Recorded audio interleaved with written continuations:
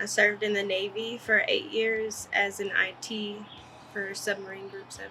Aviation ordnance in the United States Navy. God and family is most important to me in life. I moved from the big city to the small country because I wanted to get away from people. Small towns, man, a lot less people, a lot less traffic, a lot less congestion.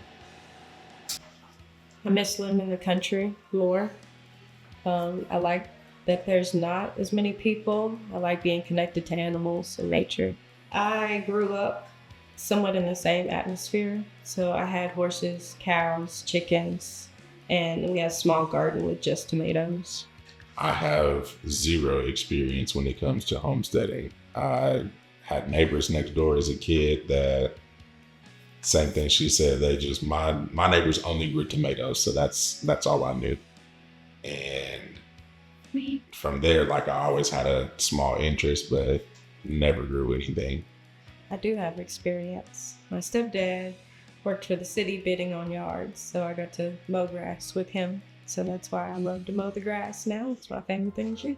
I have been taking small outside classes over homesteading, like the Homestead Her Summit, and then Boots to Business and Farming Summit. And then I'll be going to a class coming up soon for homesteading at Southern Tech. And then using YouTube and reading books, and then real life experience. The biggest challenge so far is time and just the sheer amount of physical work that goes into turning raw land into a garden, especially raw land that has a bunch of rocks, roots, just you name it, you can find it packed down in there. So just the getting through all of that just to get to the beginning. The biggest challenge I faced so far is balancing maintaining and still building this garden, and then maintaining the home part of the homestead. When you have an emergency in the house, then you have to readjust your energy to focus back on your program or your problem in the house before you can get back to your responsibility with the garden. Discipline. It's not an easy job. The workload is definitely 50-50, I would say, because there's a lot of things that I can do that she can't do, and a lot of things that she's better at. Just I'm currently starting vegetables like tomatoes, and then cucumbers. Starting herbs such as thyme, basil, rosemary, and then I've started a few indoor plants for air purifying, pothos, and have an aloe vera plant to create enough to sustain my family and then be able to eventually give and sell to my community. Our main focus for the garden is providing enough food and enough resources for not only us, but for our community as well.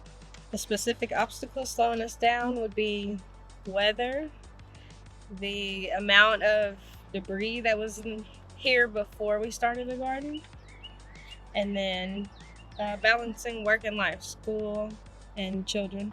I am a student in the doctoral program of healthcare administration. Stick to that plan, make sure you got discipline, and to know when it's time to do the job. You gotta get out there and get it done and not procrastinate. The biggest obstacles have been time, just not having enough time in a day to go to work, come home, work out here in order to make a dream a reality. I am a fleet supervisor on the fresh side for Dollar General. I would say, yeah, we both definitely have specific skills that help out. We both definitely do carry our weight when it comes to working in the garden and, again, trying to turn a dream into a reality. Same thing, but I'm with the maintenance, the cleanup, the small cleanup, not the heavier stuff, the planning, start the seeds. One step at a time, make a plan, and make sure that at least each day that you're able to get out, work, make something happen. That's the best thing I can say. If you're thinking about it, do it. Stop waiting, stop procrastinating, start executing. The sooner you do, the sooner it'll happen. To just start and stick to their plan. And if the plan doesn't work, then go back to the drawing board and start all over again. Just keep starting. Don't give up. I'll ask, or you can say, I'll ask. Yeah, that way we don't have to look at them.